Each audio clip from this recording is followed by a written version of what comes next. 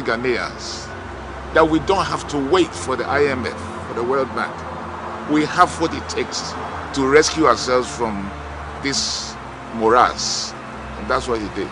He called on to the youth and they responded. Arise, Ghana youth, for your country.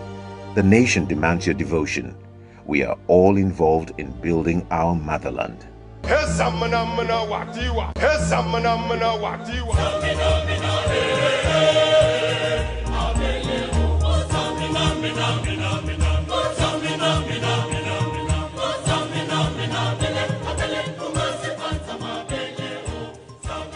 He was a soldier to the core. He did not promote himself beyond the rank at which he staged the revolution, as most revolutionaries did in those days. Very much committed to the hierarchy, very much committed to command and control. Knew his place in the army and stuck to his place. For him to hold on to the ethics of the code of ethics of the armed forces, he kept on addressing us, sir. Sir, those of us who were senior to him, there was no occasion that he didn't say sir to us. It's not so surprising, because how did he get certain people to come and work with him? People that you wouldn't imagine would do so. Like fishes of men. Those of us who were his seniors had to make up our minds. This was a younger colleague in the armed forces, but had a vision. Should we go along to support him in pushing his vision through? So there was something about him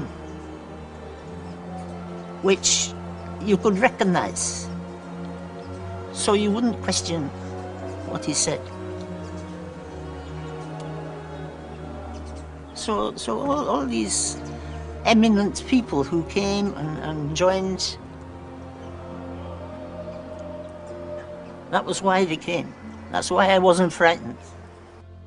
With very little governance and political experience, Jerry Rawlings outlined his vision of national infrastructure development. Most of his projects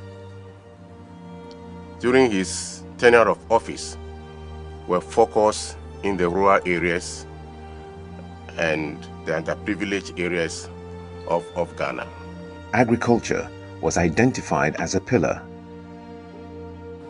Roughly about 3 years, we were able to produce so much maize that the country, the market was saturated.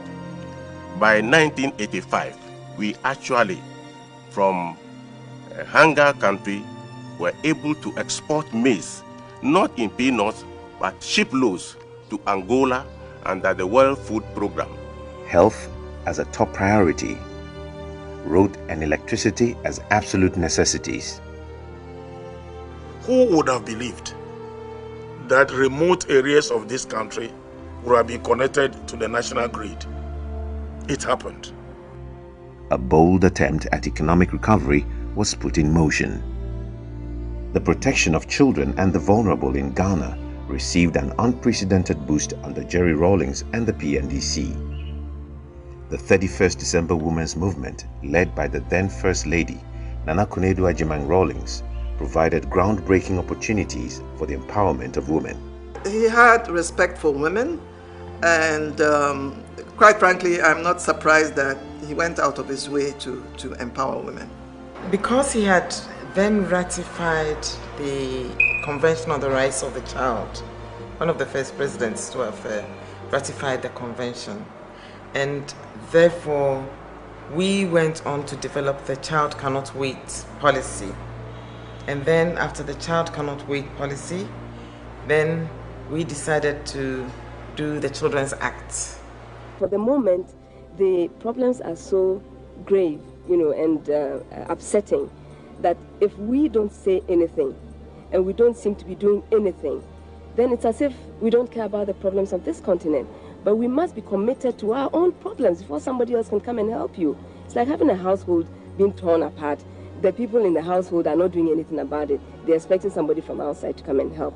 If we don't do anything about it or be seen, to be taking an interest in what goes on the continent, how do we expect other people to do that? So the realization that we should do something about it is what has brought us here, and the commitment of some of us to want to do something about it.